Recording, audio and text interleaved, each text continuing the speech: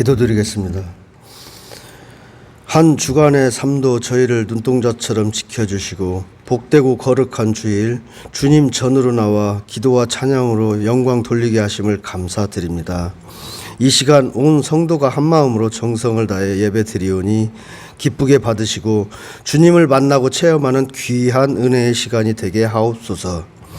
저희들 세상 살면서 일부러 좁은 길을 외면하고 나의 유익과 편의대로 주님의 길을 만들어 따르려 했음을 고백합니다. 어려운 이웃과 진정으로 함께하지 못하고 때로는 물질의 축복으로 주님의 은혜를 판단하며 주님을 증거하는 삶을 살지 못하였음도 고백합니다. 아버지 하나님, 악하고 더럽혀진 마음을 모두 내려놓고 이 시간 진정으로 회개하오니 주님의 보혈로 정결케 하옵시고 새롭게 하여 주시옵소서. 하나님 아버지, 이 나라 이 민족을 긍휼히 여겨 주시옵소서. 지금 이 나라는 코로나 바이러스로 인해 아직도 혼란스러워하고 있습니다. 주님께서 이 백성들을 불쌍히 여기시어 바이러스가 더 이상 확산되지 않고 진정되게 하여 주시옵소서.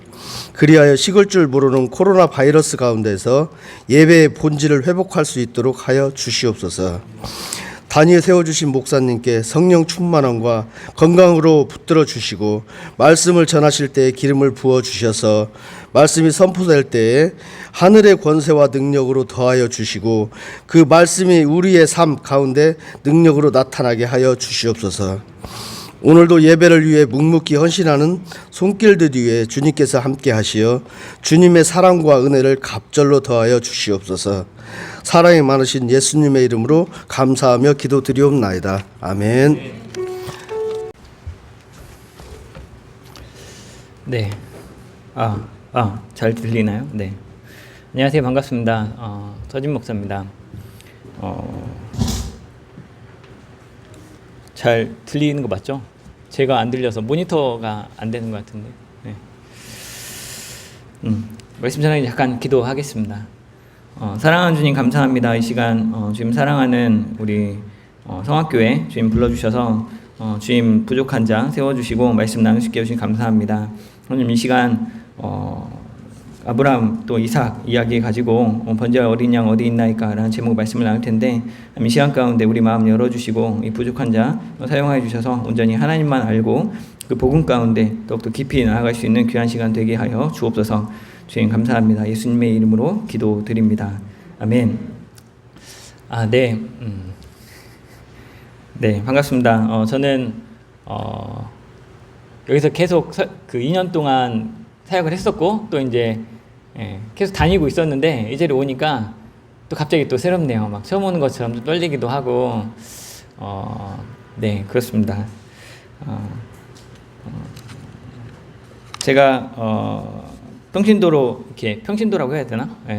성악교에서 합동목사 2년 하고 그 다음에 이제 사역을 내려놓고 연구소 하면서 이렇게 앉아서 예배 드리다 보면 다 반갑긴 한데 인사를 다 하기 어려웠는데 이렇게 올라오니까 이렇게 구석구도 이렇게 잘 보이는지 모르겠어요. 이렇게 어떤 분들이 어떻게 와 계신지도 보여서 너무나 반갑기도 하고 참 좋습니다. 이런 자리를 허락해 주신 우리 목사님 또 장로님들 그리고 하나님께 진심으로 감사를 드립니다. 혹시 궁금하실까봐 좀 나누면 저는 지금 연구소 하고 있잖아요. 샬롬복음 연구소 하고 있는데 재밌게 하고 있습니다. 혼자 있어서 심심하기도 하고 또 외롭기도 하고 그러기도 한데 또 한편으로는 진짜 막 전율이 있는 듯한 감동을 받기도 하고요.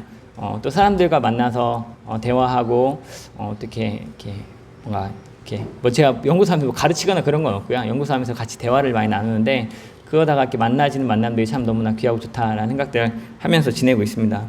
근데 이제 다만 이렇게 코로나여서 뭐 모임하기가 조심스럽잖아요. 그래서 모임을 있던 것도 안 하고 뭐 이렇게 하니까 조금 어떻게 해야 되나 좀 어렵기도 하고요. 근데 그건 뭐 저만 그런 게 아니고 제 아내 공방도 마찬가지고 또 우리 아이들 학교 가는 문제를 봐도 마찬가지고 또 아마 모르지만 성도님들 이 자리에 계신 성도님들도 뭐 거의 비슷한 상황이지 않을까라는 생각이 듭니다.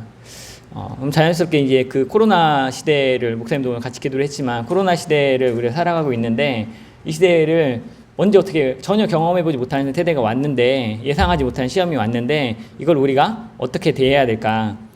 뭐 사실 정말 진심은 어떻게 하면 여기서도 좀 잘 살 수 있을까 이런 마음이 드는데 근데 이제 제가 연구소 할 때 하는 건 짚는 거는 복음이 뭐지?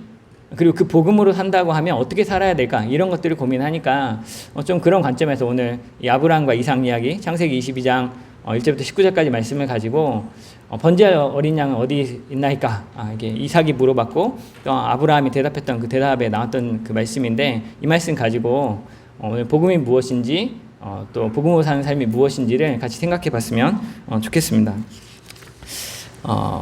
오늘 본문을 간단히 말하면 뭐 이렇게 얘기할 수 있을 것 같아요. 아브라함이 아들을 제사로 번제로 바친 이야기, 또는 아브라함이 바치려고 했던 이야기, 또는 하나님이 바치라고 했던 이야기, 또는 하나님이 바치라고 했다가 바치지 말라고 했던 이야기, 또 다르게 말하면 번제할 어린 양이 어디 있냐고 물었던 이야기, 번제할 어린 양은 하나님이 스스로 준비하실 거야 라고 그렇게 대답했던 이야기, 마지막으로는 이 이삭 대신에 번제할 어린 양을 하나님께 제물로 드렸던 이야기라고 할 수 있습니다.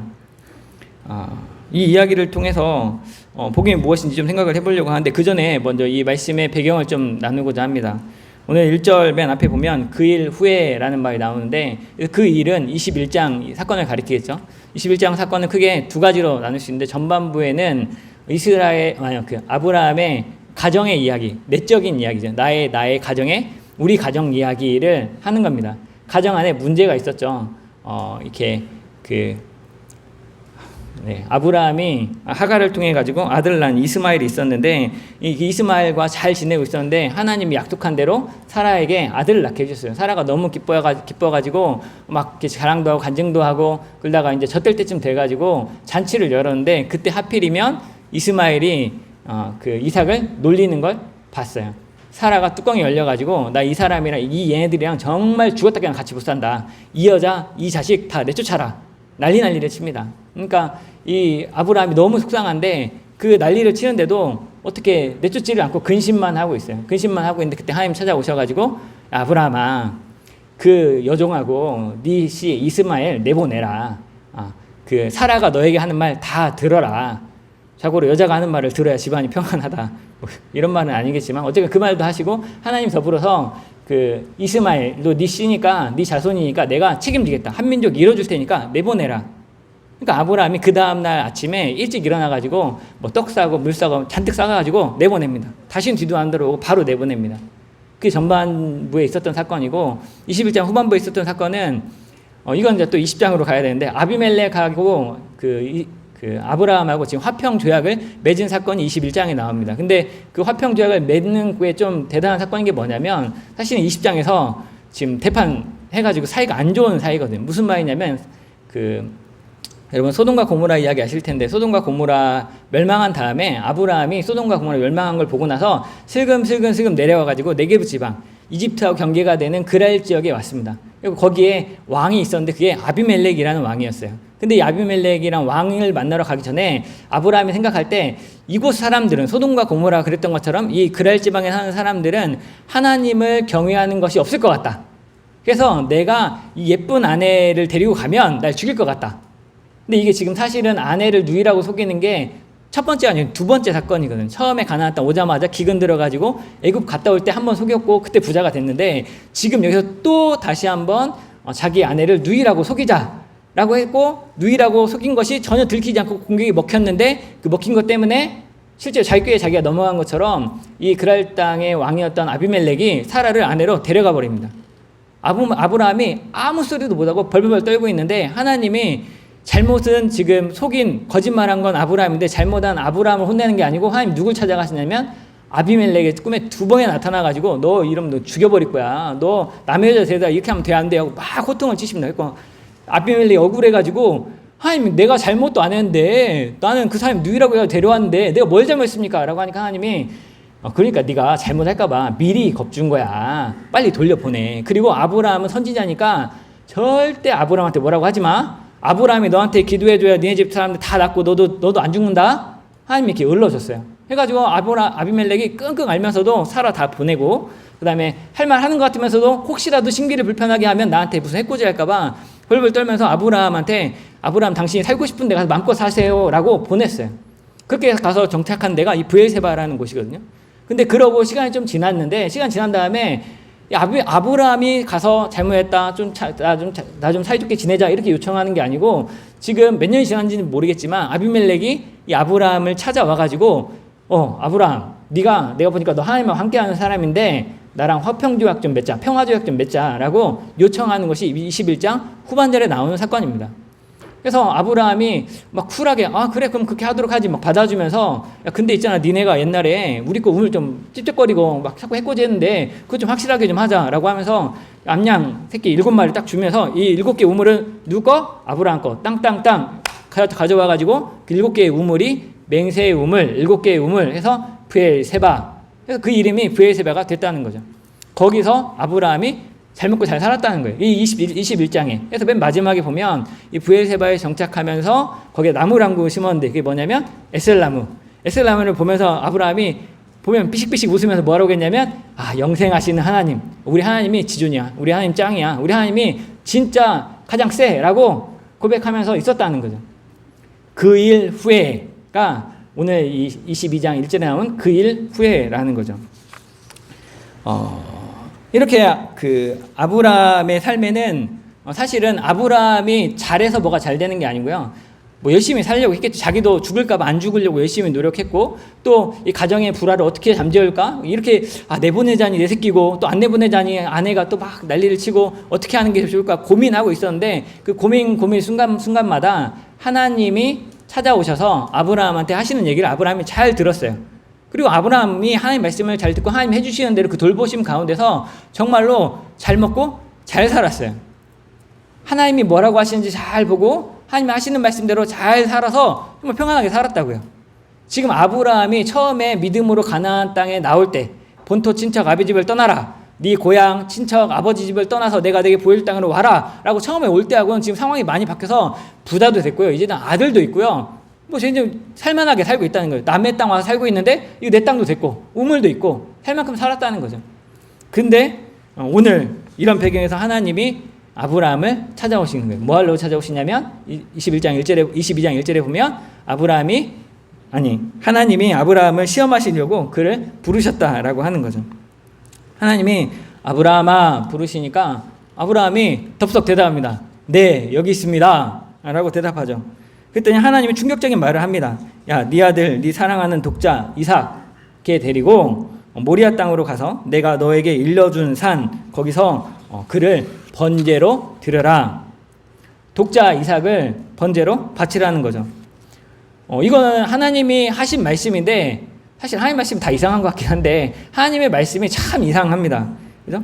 왜냐하면 일단 사람을 제물로 바쳐라. 이 무슨 생뚱맞은 소린가 라는 생각이 좀 들고, 특히 하나님이 제물을 바치는 거 그냥 의미 없이 드리는 형식적으로 왔다 갔다 하는 그런 제사도 싫어하지만, 근데 하나님이 인신제사, 사람을 제물로 바치는 제사는 정말 싫어하시거든요.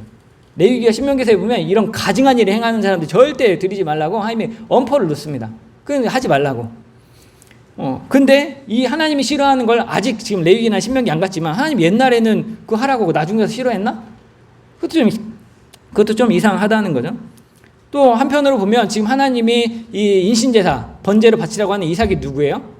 아브라함 75세 때부터 꼬셔가지고 살살 꼬셔. 야, 내가 너한테 아들 낳게 해줄게. 내가 걔 후손들 어마어마하게 해줄게. 걔한테 복 다 몰아줄게. 라고 막 꼬시면서 하나님은 그 아들 언제 줄 거야? 안 줄 거야? 막 옥신각신 하면서 받아냈던 그 아들이거든요. 아브라함 100세 때, 사라 90세 때 이렇게 굉장히 어렵게 하나님이 주셨고 감사하게 얻어서 그 아들을 얻은 다음에 하나님이 정말 이스마엘이나 잘 크면 좋겠습니다 라고 하고 있었는데, 야, 걔 내보내. 걔는 내가 약속한 자녀가 아니잖아. 걔도 내가 네 아들이니까 좀 잘 챙겨주긴 하지만 내 약속한 자녀는 이삭이야. 사라에게서 난 이삭이야. 이렇게 말씀하셨던 하나님이 이제 그 이스마엘 다 내보내고 없는데 이삭밖에 안 남았는데 얘를 번제로 바치라니. 번제가 뭐냐면 사람을 죽여가지고 통째로 다 태우는 거예요.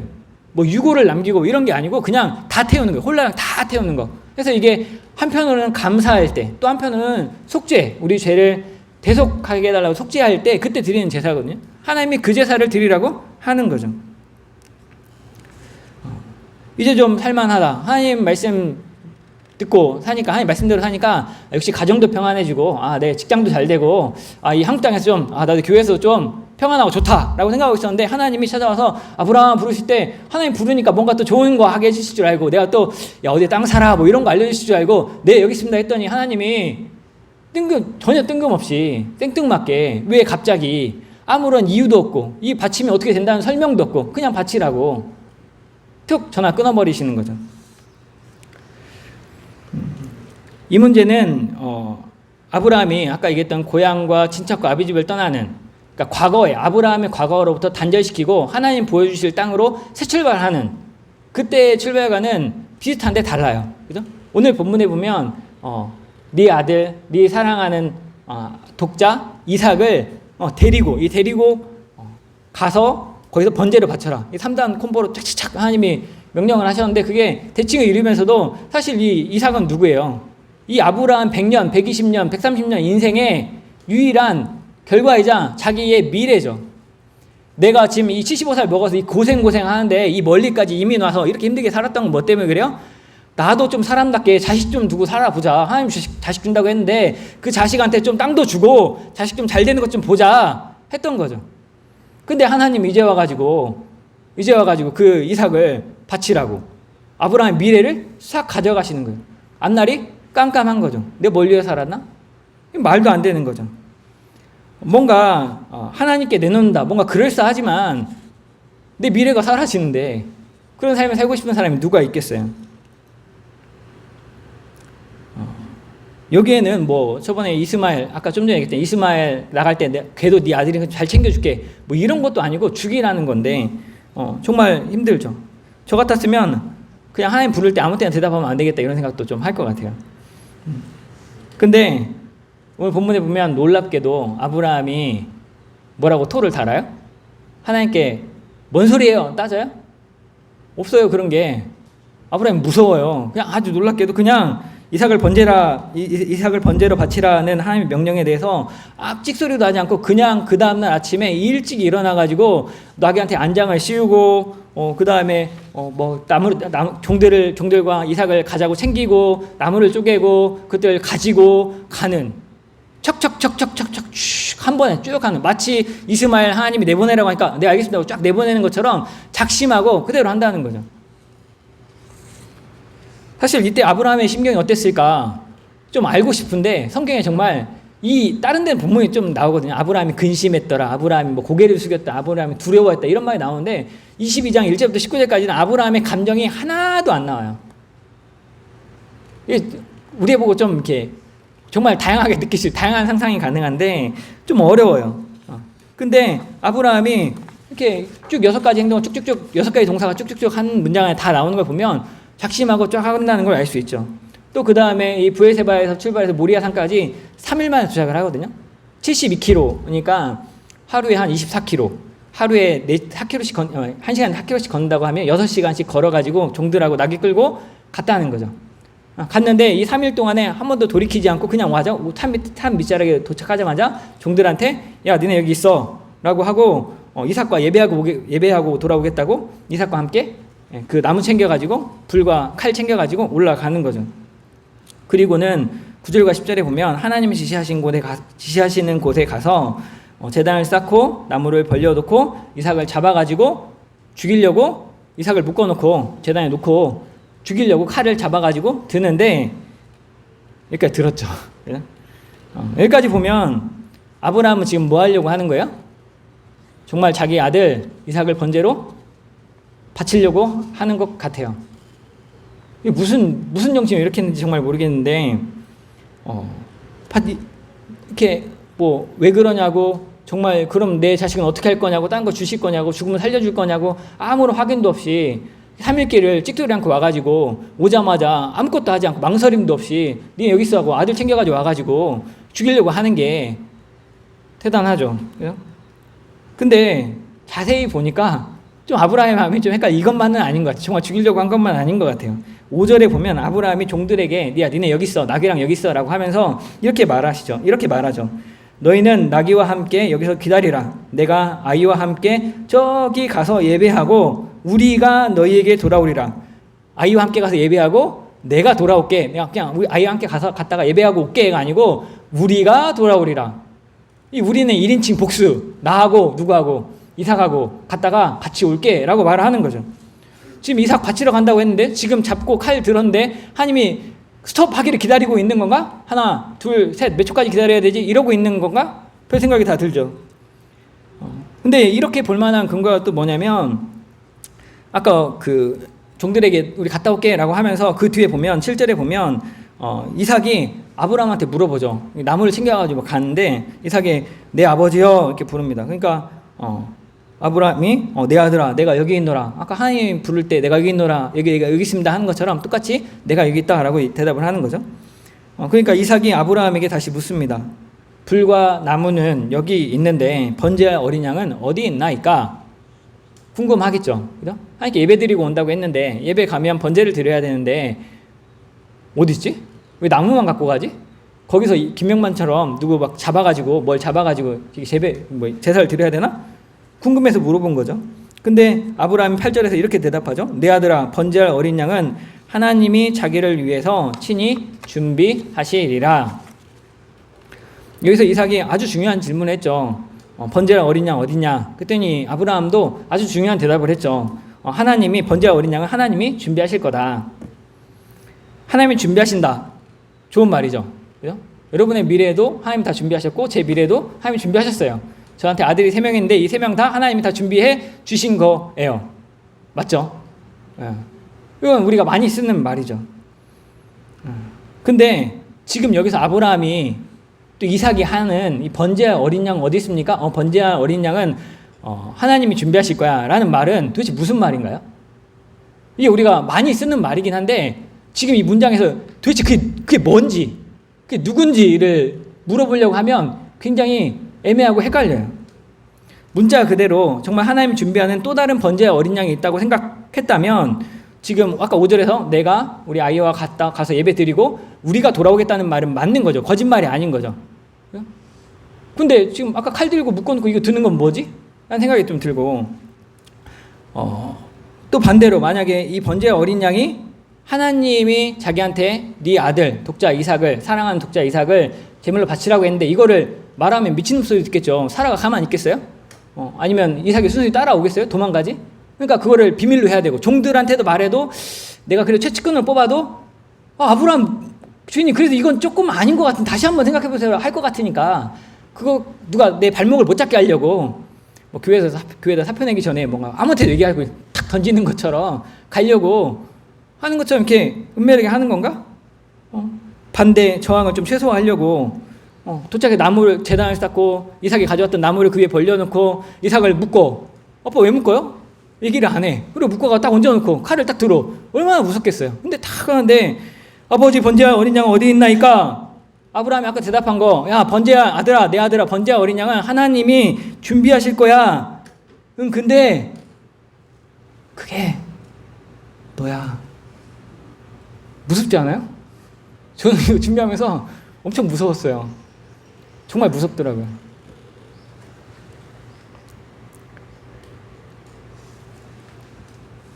하나님과 아브라함의 이상한 명령과 순종은 진짜 이상하죠. 답을 못 찾겠어요. 근데 이거는 어떻게 결말이 나냐면 하나님이 이게 아까 들어서 죽이려고 하고 있을 때 그때 하나님 개입하시면서 새로운 국면으로 전환이 되죠. 하늘에서 여호와의 사자가 아브라함을 불렀습니다. 아브라함아! 아브라함아! 그에게 아무 일도 하지 마라. 손대지 마라. 저희 집에서 가끔 소리 나죠. 야 서지영 너 하지마 하는 그 소리. 긴급하게 이거는 하면 안 되니까 주로 원성이 크고 싸나워지고 막 안 하면 큰일 날 것 같은 소리가 나는 거죠. 하나님이 그 뒤에 이어서 네가 네 아들 네 독자까지도 내게 아끼지 아니하였으니 내가 이제야 네가 하나님 경외하는 줄을 아노라 라고 말씀하시면서 아브라함을 말리셨습니다. 그제서야 아브라함이 눈을 들었는데 뒤통수에 있는 게 보였어요. 자기 아브라함 뒤에 있는 순양이 빽빽한 그 울창한 그 나무에 뿔이 걸려 있는 것을 발견했어요. 그래서 하나님이 네 아이한테는 손도 대지 말고 아무것도 하지 말라고 했는데 그러면 처고 갖다 해야겠다 생각을 해서 시키지도 않았는데 아브라함이 그 양을 데려다가 죽여가지고 번제로 이삭 대신에 하나님께 드렸어요. 그걸 드리고 나니까 그걸 드리고 나서 아브라함은 그곳을 딱 이름하여 여호와 이레 하나님께서 준비하신다 라고 말을 했어요. 그걸 지명으로 삼았어요. 그 지명으로. 이거 하나님이 준비하신다. 우리 인생 하나님 준비하신다. 여기가 하나님이 준비하시는 데야 라고 얘기를 했다는 거죠. 이삭 대신에 순양으로 번제를 드리는 아브라함에게 다시 여호와의 사자가 하늘로부터 말을 합니다. 아브라함의 순종, 아브라함이 하나님 말씀대로 행하려고 했던 것 때문에 큰 복 주겠다. 네 자손 많게 하고 대적의 성문을 차지하는 승리를 하게 하고 아브라함의 씨로 말미암아서 천하 만민이 복을 얻게 될 거라고 축복을 합니다. 그 뒤에 아브라함이 종들에게 내려가서 다시 브엘세바에 돌아가서 잘 먹고 잘 살았다. 이야기가 오늘 본문의 내용인 거죠. 방금 본문의 이야기를 하면서 간단히 문제 제기를 했지만 굉장히 이상하죠. 그죠? 이상하고 궁금한 것도 많습니다. 근데 제가 관심 있는 복음이 뭐냐를 찾으려고 보면 굉장히 어려워요. 그래서 아들을 죽이는데 죽이면 안 되잖아요. 근데 하나님께 순종하면 복 받는다. 그래. 아들 죽이는 것도 하나님께 아들 죽이는 것처럼 힘든 일이라도 하나님께 순종해야 복을 받는다. 그래. 그게 좀 말이 되겠다. 근데 그 복음으로 살고 싶어요? 여러분 아들 하나님 죽이라고 하면 그 말씀에 순종함으로 복 받고 싶어요? 복은 받고 싶은데 그런 복은 조금 조심스럽잖아요. 내 자식 맞아? 이 자식 없으면 내가 정말 편할 텐데 생각이 들 때가 있는데 그래도 이 자식 바치라고 하면 안 되죠. 그게. 그죠?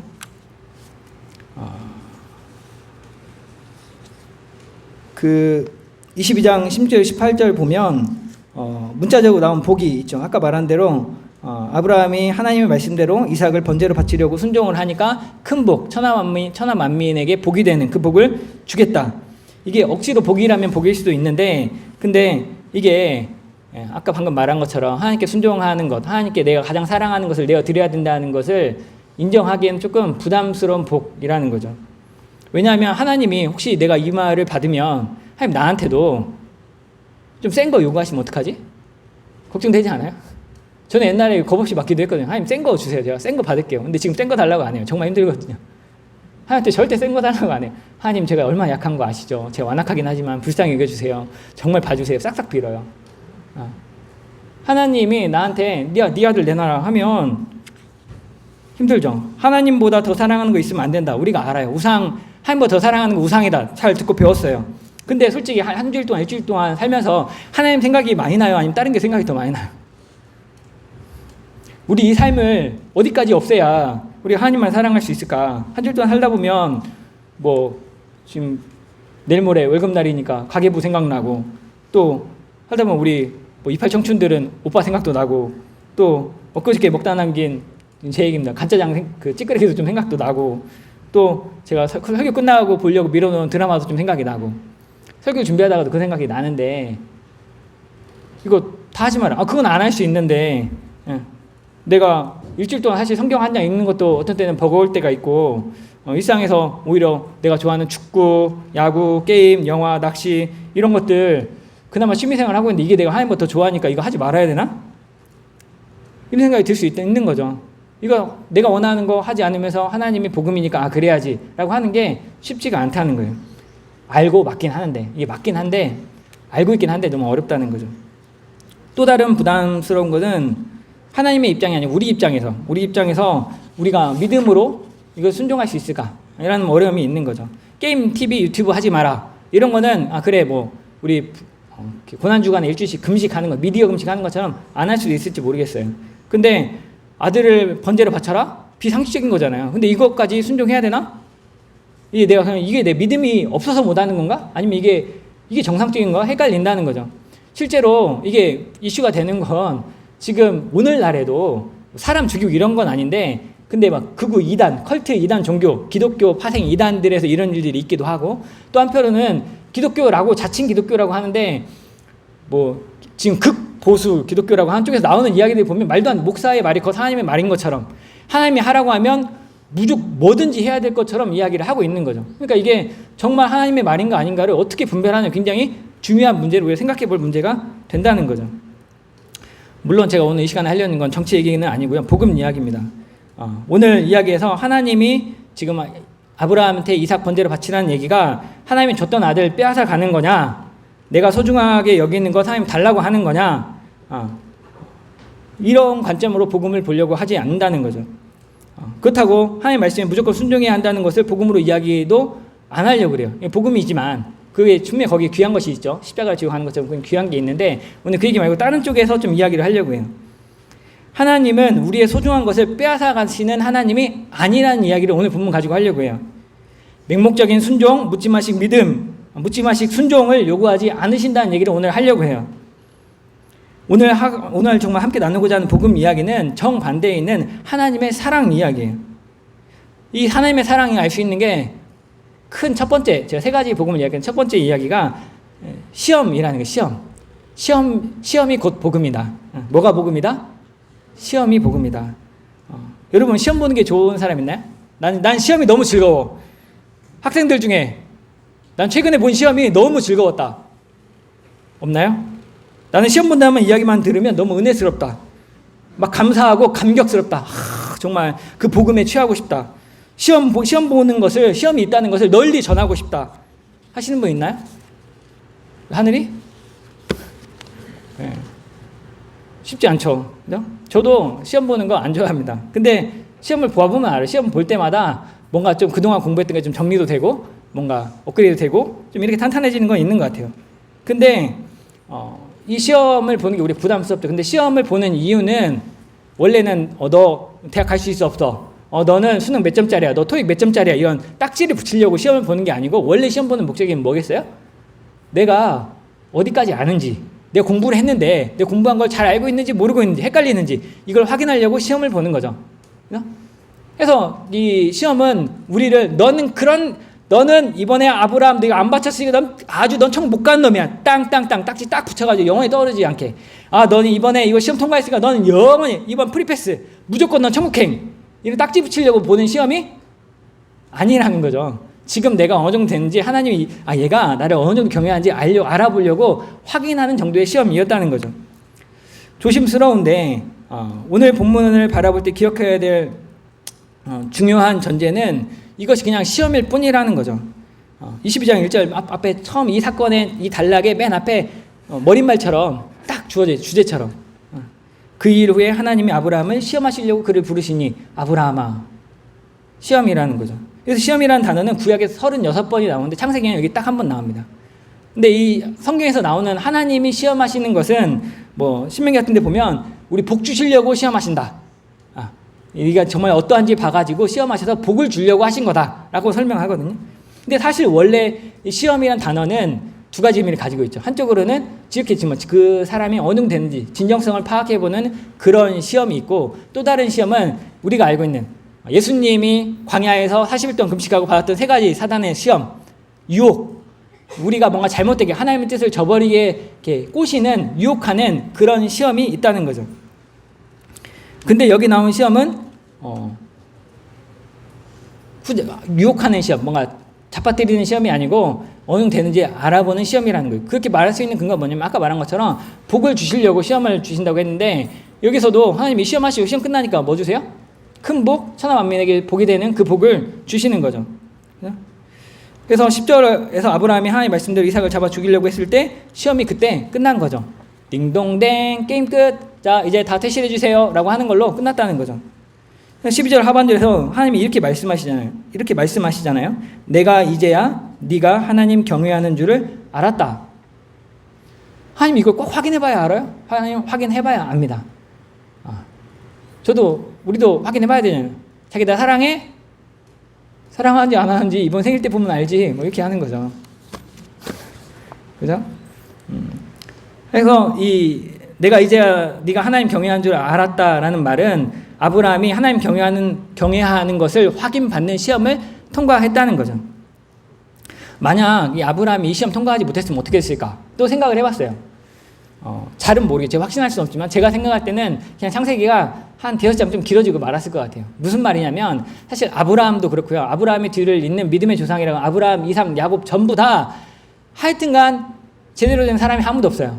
정말 대단하고 믿음 있어 보이는데 이 사람들이 가서 각시를 아내로 팔아먹은 건 그대로 따라서요. 거짓말을 하고 또 하고 또 해요.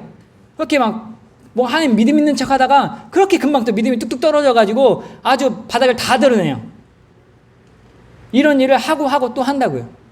이 과정이 사실은 하나님이 한 방에 뭐 우리 작년에 나왔던 영화처럼 어벤져스에 나온 것처럼 타노스가 한번 하면 핑거스님 한번 하면 뭐 인류가 뭐 딱 변화되는 것처럼 하나님이 한 번에 우리 마음을 딱 다 뒤집어가지고 이제 한 방에 정말 예수님 믿는 사람 천국에 합당한 사람 바꿔줄 수도 있을 것 같은데 하나님 그렇게 안 하고 하여튼 하나님 지치도록 마르고 닳도록 아브라함 쫓아다니면서 뒤치다거리에 이삭 쫓아다니면서 뒤치다거리에 야곱 다니면서 하여튼 야곱은 가장 길죠. 야곱은 길고 긴 그 가장 많은 장을 찾아가지고 어떻게든 사람 만들어 보려고 어떻게든 하나님 나라에 합당한 사람 만들어 보려고 엄청 애쓰시는 거죠. 이 시험이 그런 시험 중에 하나였을 것 같다는 거죠. 그래서 굳이 오늘 본문에 나온 시험은 아까 얘기한 것처럼 이 복음으로 오늘 이 시험이 복음이다라고 한다면 이거는 한 번에 천국 가고 한 번에 지옥 가고 이런 걸 결정짓는 시험은 아니다는 거죠.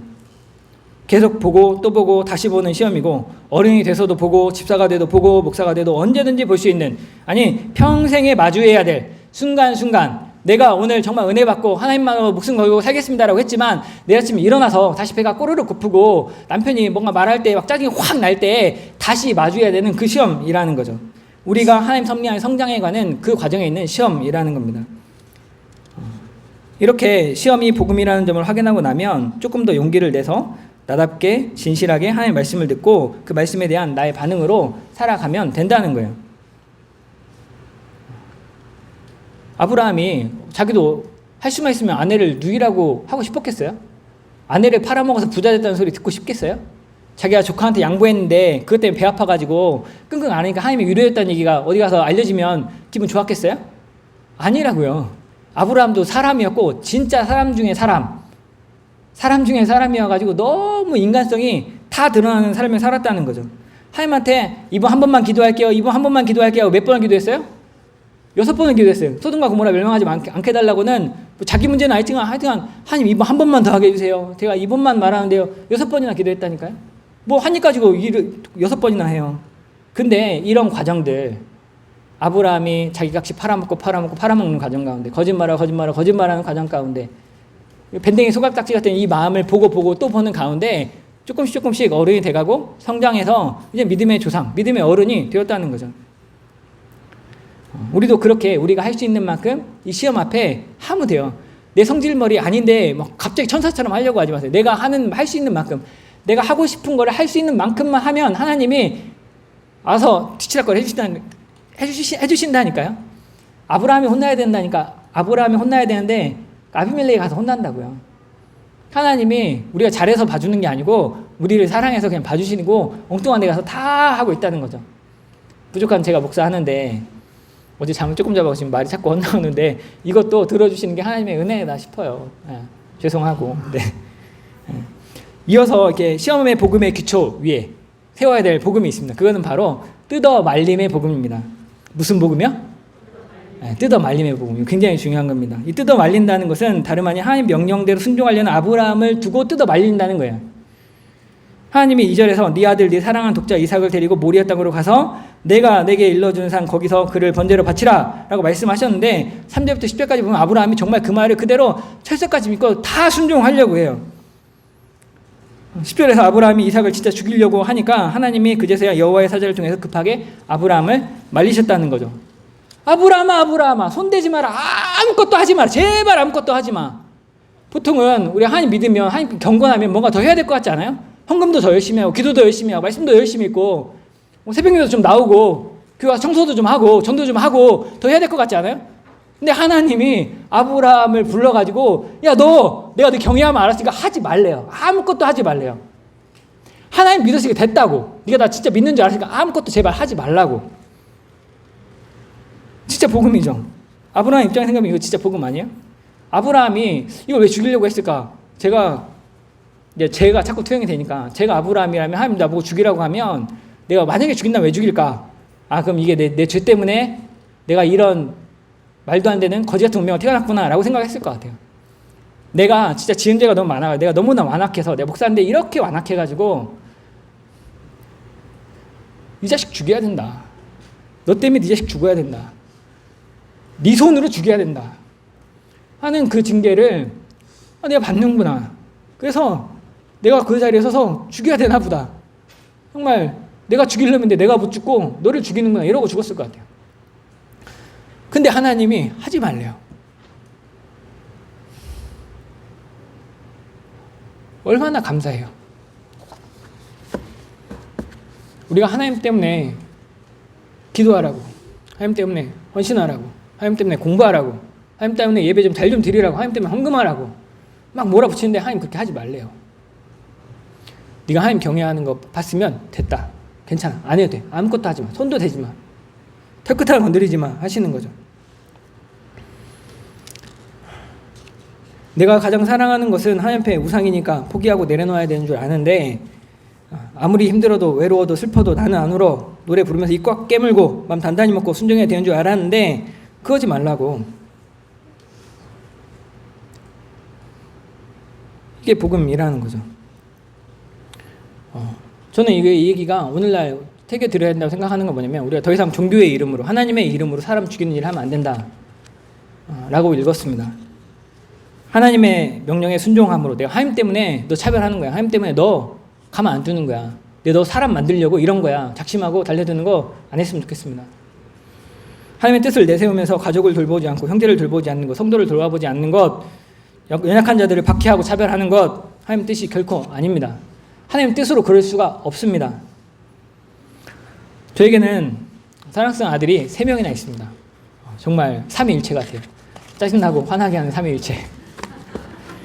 너무 사랑하는데 사랑하는 만큼 속 뒤집어질 때가 많은 것 같아요. 제가 목사니까 제가 하나님 아는 만큼 우리 아들들이 하나님 알았으면 좋겠어요. 아니 나보다 좀 더 하나님 더 알고 하나님 더 사랑해서 하나님께 사랑받는 아이들이 됐으면 좋겠어요. 아마 저만 그런 게 아니라 여기 계신 장로님, 집사님, 권사님들 자녀도 다 마찬가지 심정일 거라고 생각합니다. 우리가 하나님께 영광 돌리도록 자녀를 키우는 것이 하나님 우리에게 주신 사명이죠. 그죠? 근데 하나님 알고 사랑받으려면 예배를 잘 드려야 돼, 못 드려야 돼요? 잘 드려야 돼요. 예배 때 제발 좀 핸드폰 좀 보지 말고 고개 좀 숙이고 있지 말고 허리 좀 세우고 성경책 반드시 좀 펴놓고 목사님 설교 좀 듣고 찬양을 부르면 좀 큰 소리를 좀 내고 해야 되잖아요. 그래야 뭘 은혜를 받든지 뭘 하나 듣든지 할 거 아니에요. 성경 읽기 해야죠. 성경 암송하면 더 좋고 그럼 머리도 더 똑똑해질 것 같고 가정예배 드리자고 할 때 좀 말하면 좀 한 번에 와서 좀 앉았으면 좋겠고 또 할 수만 있으면 이웃에게 친구들에게 좀 사이좋게 모범적인 아이로 컸으면 좋겠다는 마음이 들죠. 근데 그 좋은 바람을 하나님 이렇게 키우라고 하셨어. 이걸 붙잡고 야 똑바로 와서 앉아. 지금 엄마 말하는 거 몇 번째 들어. 너 아빠가 목사인데 너 이래도 돼?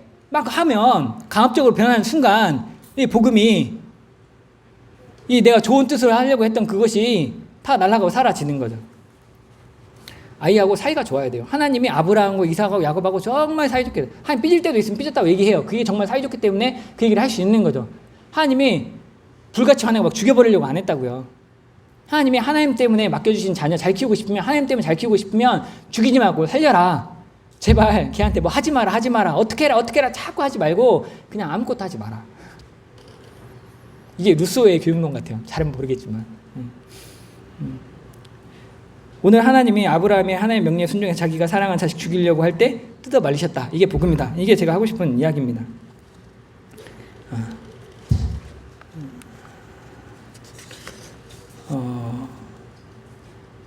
세 번째로 이렇게 뜯어 말리는 것이 복음이 되는 이유, 궁극적인 이유죠. 이거에 아주 깊은 콘크리트가 한 10m짜리 콘크리트 바닥이 기초가 되는 게 뭐냐면 번제할 어린 양이 있다는 복음입니다. 뭐가 있다고요? 번제할 어린 양이 있다. 이 번제할 어린 양은 이 복음은 우리가 갖고 다니는 게 아닙니다. 우리가 잡아서 갖고 와서 번제를 드리면 될 것 같지만 그런 게 아니고요. 이거는 하나님이 준비하시는 겁니다. 하나님이 아브라함에게 이삭을 바치라고 해놓고 말했는데 다시 손도 대지 말라고 할 때는 하나님이 아브라함이 자기를 경외한 줄 알았기 때문이라고 했지만 근데 하나님이 이삭을 죽이는 것 대신에 원래 대속물을 준비해 놨기 때문이기도 한 거죠. 사실 그 대속물이 되는 번제할 어린 양, 그 순양은 아브라함이 하나님 말씀대로 순종한다고 산에 올라갈 때 그 아들이 아버지 내 아버지여 번제의 어린 양은 어디 있나이까 물어볼 때 아브라함이 야, 내 아들아, 번제의 어린 양은 하나님이 자기를 위하여 준비하실 거다라고 대답할 때 이미 그 자리에 있었다는 거죠. 근데 아브라함이 하나님 말씀대로 순종한다고 하나님 올라와가지고 제단을 쌓고 나무를 버려놓고 아들을 묶어가지고 올려놓고 칼을 뒤집어들 때까지 그 순양이 안 보이는 거예요. 번제의 어린 양이 안 보이고 자기 자식 죽여야 되는 말로만 듣는 거죠. 이 번제의 어린 양은 예수 그리스도죠. 예수님이 우리 대성복제물 주셔서 실제 이삭이 죽어야 되는데 이삭이 죽는 게 아니고 하나님이 준비해 놓으신 그 예물, 하나님이 준비하시는 어린 양, 그 순양이 죽어야 된다라는 것이 예수님이 우리 위해 죽으셔야 된다는 이야기인 거죠. 우리가 복음을 갖고 다니는 게 아니고 우리가 교회 열심히 다니고 무슨 성경 프로그램 하고 뭐 성경 몇 도 가면 좋죠. 근데 그거 한다고 우리가 번제할 그것이 어린 양이 되는 게 아니고 우리 번제할 어린 양 뭐밖에 없다? 예수 그리스도밖에 없다. 그 예수 그리스도를 봐야 우리가 제대로 된 제사를 드릴 수 있지. 그거를 안 보고 하나님이 하라고 해서 내가 순종한다고 하면 계속 애들만 잡들이하고 예배만 잘 드리라고 하고 막 잔소리 한다고 해서 이게 구원이 일어나는 일이 아니라는 거죠. 애초부터 어쩌면 처음 하나님이 아브라함이 말씀하실 때부터 혹은 그 이전부터 그 번제 자리에 있었을 거예요. 아브라함의 뒤에 한 양이 있었다라고 그렇게 나와 있는 아브라함 뒤에 한 양이 있는 그 양이 아브라함 뒤에 있는 거죠. 우리 뒤에 예수님이 있는 거죠. 그 예수님을 언제 갖다 쓰는 거예요? 크리스마스 때만 갖다 써요? 부활절 때만 갖다 써요? 주일날 교회 올 때만 예수님 꺼내봐요? 아니요. 우리가 필요할 때마다, 내가 죽을 것 같을 때마다, 내가 누굴 죽이고 싶을 때마다 누굴 보는 거예요? 예수님, 내 뒤에 번제와 어린 양 찾는 거죠. 내가 예수님 십자가 앞에 나가서 정말 이 문제를 해결하는 것이 내가 내 자식 때려잡고 내가 그 원수 같은 그 거래처 사장 박살내버리고 이래서 이루어지는 구원이 아니라는 거죠. 처음 살펴보았던 시험 복음을 통과할 때 어쩌면 하나님과 대화를 했으면 좀 좋았겠다 싶습니다. 하나님, 번제 어린 양 어디 있어요? 근데 정말 번제 어린 양이 번제를 드려야 되는 게 제 아들 이삭이요? 물어봤으면 하나님이 그전에도 하나님 대답해 주셨거든요. 물어봤으면 대답했을 것 같아요. 근데 아브라함이 하여튼 말이 없어져요. 그래서 하나님이 이들은 아브라함한테 뭘 안 시켜요. 이게 마지막 사건이에요. 그 뒤로는 이삭 결혼시키고 사라 장례시켜서 무덤에 장례 지내고 그러고 끝이에요. 아브라함은. 좀 하나님한테 얘기를 하면 좋겠어요. 이삭도 아주 전국을 찌르는 아주 중요한 질문을 했잖아요. 우리 안에 어떤 질문이 생길 때 그 질문은 굉장히 중요한 거예요. 목사님, 근데 왜 목사님은 딸을 안 낳으세요? 이런 거 굉장히 중요한 질문일 수 있다고요. 떠오르면 물어보셔야 돼요. 하세요. 괜찮으니까. 신뢰가 되는 질문이 아니라면 신뢰가 아닌지 모르겠어요 라고 뭐 하면서 물어보세요. 하나님한테 하고 싶은 대로 마음껏 하시라고요. 하나님, 저 십자가 지기 싫어요. 예수님도 말했으니까 하지 말라고요. 하나님, 내가 십자가 짓게요 라고 했는데 엘리 엘리 라마 사막다니, 하나님이여 하나님이여 어찌하여 나를 버리시나이까, 나오면 하라고요. 하나님 들으시니까 하셔도 괜찮다고요. 그냥 원 없이 하셔가지고 하나님하고 대화를 좀 많이 하세요. 이제 성령님 우리 마음을 구하지 않으면 다 아시지만 그래도 하세요. 애들 키우나 죽겠어요. 우리 가정에 돈이 없어서 죽겠고 남편이 이래서 죽겠고 하여튼 힘들어요. 누구한테 얘기하냐면 하나님께 얘기를 하자면 좋겠다는 거죠. 그 얘기하니까 아브라함이 한번 대답했는데 그 말 듣고 과연 이삭이 그걸 이해했을까? 이삭 처음부터 이해 못한 것 같거든요. 근데 이해 못했으면 그게 뭔 소리예요? 아빠? 물어봐야 되는데 아빠가 굉장히 진지하게 얘기하니까 우리 설교 들을 때도 목사님 막 진지하게 막 하면 못 알아듣겠는데 그냥 대충 착하게 기도 열심히 하고 살라는 거구나 이렇게 알아듣고 그냥 넘어 집에 가는 것처럼 대충 간 거죠. 그러니까 자기가 그 재단에 가서 누워있는 거 자기가 죽어야 되는 줄 알고 얼마나 무서웠겠어요. 벌벌벌 떨면서 나 죽는구나, 아빠 손에 내가 죽는구나, 내가 믿었던 아빠, 진짜 세상에 믿을 놈 아무도 없어 막 이러면서 죽을 수, 그게 원래 자기가 죽는 게 아니라고요. 자기가 죽어야 되는 게 아닌데 예수님을 모르면, 내 번제 어린 양이 내 안에 질문이 해결되지 않으면, 구원의 확신이 안 생기면 지금 하나님의 구원 섭리, 하나님의 시험의 복음이 보이는 게 아니고 내 원수가 나를 죽이러 오는 것처럼 보일 수밖에 없다는 거죠.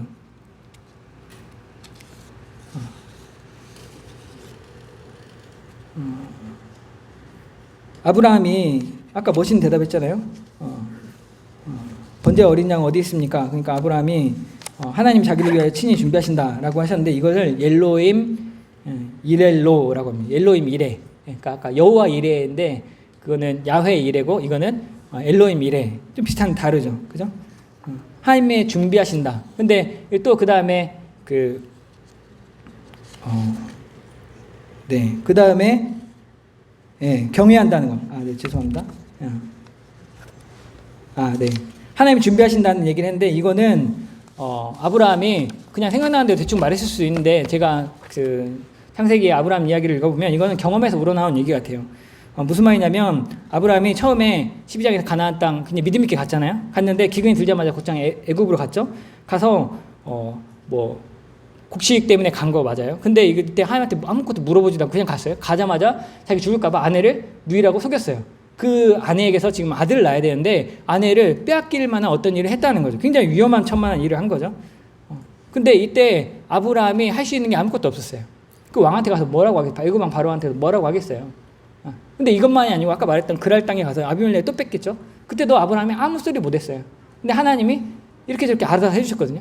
그러니까 아브라함이 경험할 때 나는 속상하고 죽겠는데 내가 어떻게 할 수 없는데 내가 하나님의 뜻이 정말 뭔지 모르겠는데 가만히 보니까 하나님이 알아서 하시더라. 이런 경험 때문에 이런 얘기를 했을 수 있다는 거죠. 그래서 이런 하나님이 준비하신다라고 이걸 보는 것을 다른 말로 유진 피터슨이라는 지금 돌아가셨던 그 미국에 있는 목사님이 하신 말로는 주경외함이라고 합니다. 이건 제가 굉장히 중요하게 여기는 단어인데 이 주경외한다는 건 키 엘에 엘로힘, 아까 엘로힘 엘에였는데 그 단어는 똑같은데 그 모음 부호가 달라요. 해가지고 다르게 뜻이 좀 다른데 여호와를 경외한다는 거하고 그 다음에 그 여호와께서 준비하신다는 거하고 준비한다는 거하고 경외라는 단어가 사실은 철자 알파벳만으로는 똑같다는 거죠. 뭔가 연관이 되어 있다는 거죠. 하나님 경외하는 것과 하나님이 준비하시는 것, 하나님 준비하신다는 것도 하나님 보신다는 의미이기도 한데 그런 것이 서로 연관이 되어 있다는 거예요. 하나님을 경외하는 것은 하나님이 준비하신다. 하나님이 준비하실 것을 기대하는 것이 하나님을 경외한다라는 말이라는 거죠. 이 경외라는 말을 영어로는 보통 fear라고 하는데 두려워하다, 무서워하다 이런 말이죠. 근데 그렇게 우리가 무서워하는 벌벌 떠는 무서움이 아니고 이렇게 함부로 하지 않는다 뭐 이런 의미라고 할 수 있어요. 뭐 갓난아기를 보면서 이렇게 경외감이 든다고 하고 자연을 보면 경외감이 든다는 것은 우리가 함부로 꽃이 꺾을 수 없겠다. 애들 보고 함부로 할 수 없겠다. 이런 마음이 드는 그런 상태를 이야기하는 거죠. 그래서 이 경외한다는 말은 열린 결론을 가지고 하나님이 어떻게 하시는지를 보는 거라는 거죠. 그래서 아브라함은 오늘 본문에서 이 주 경외함으로 하나님과 바른 관계를 맺고 있어서 참된 샬롬을 누리고 있다. 제가 샬롬 복음에 얘기하는 그 얘기를 그 상황을 보여주는 것 같아요. 하나님 말씀을 듣고 순종할 수 있었고 순종할 때 하나님이 멈추라고 할 때 멈출 수 있었고 하나님이 준비해 놓으신 순양을 번제로 바칠 수 있었던 것 같아요. 이삭이 이렇게 나무를 짊어지고 산에 오르던 모습을 보면서 초대교부들은 이삭의 모습에서 예수님, 골고다 언덕에 십자가를 지고 하는 예수님을 떠오르기도 했고 순양이 있다가 이삭 대신에 번제물로 바쳐지는 걸 보고 그 양이 예수님이구나라고 생각을 했었어요. 그죠? 만약에 우리가 아브라함이라면 이미 준비되어 있는 순양, 우리가 하나님의 일을 안다고 하면서 정작 놓치는 이런 실수를 안 했으면 좋겠죠. 내가 목사라고, 내가 장로라고, 내가 장로 권사, 집사라고, 내가 교회 몇 년 차라고, 내가 하루에 성경 몇 장 읽고 기도를 몇 시간 한다고 해도 우리의 구원은 예수님밖에 없다. 만약에 우리가 이삭이라면 내가 죽는 게 아니고 예수님이 죽어야 되는구나, 예수님이 죽으셨구나, 이걸 아는 게 굉장히 중요하다는 거죠. 말씀을 맺겠습니다. 시간을 많이 써서 죄송하고요. 아브라함에게 어느 날 갑자기 아들을 바쳐야 된다는 하나님의 음성이 들렸을 때 아브라함은 그 누구에게도 이 사실을 알리지 않았습니다. 생각해보면 혼자 그 삶의 무게를 감당하는 게 얼마나 무거웠을까 싶습니다. 근데 그 신앙 깊은 순종의 삶을 사는 아브라함을 남편으로 뒀던 사라 또는 그를 아버지로 뒀던 아들이었던 이삭은 영문도 모르고 얼마나 놀래고 힘들었을까도 또 싶습니다. 지금도 세상에서 혼자서 모든 짐을 감당해야 한다고 생각하는 아브라함, 또 영문도 모르고 하나님의 이름으로 폭력을 당해야 하는 이삭이나 사라 같은 사람들이 있지는 않을까 싶어서 괜히 걱정되고 조심스럽습니다. 우리가 너무나 힘들고 어려울 때 그 이야기 하나님께 가지고 나가서 이야기했으면 좋겠고 좋은 친구, 안전한 친구에게 찾아가서 마음껏 이야기했으면 좋겠습니다. 절대 이 짐은 여러분이 지시는 게 아니고 예수님이 지시는 겁니다. 2020년 7월 코로나 시대를 우리가 살아가고 있는데 오늘 아브라함과 이삭에게 복음이었던 시험의 복음, 뜯어 말림의 복음, 번제할 어린 양을 하나님 준비하신다는 이 복음이 우리에게도 복음이 되면 좋겠습니다. 그 복음으로 살아가는 저와 여러분 되시기를 주님의 이름으로 축원합니다.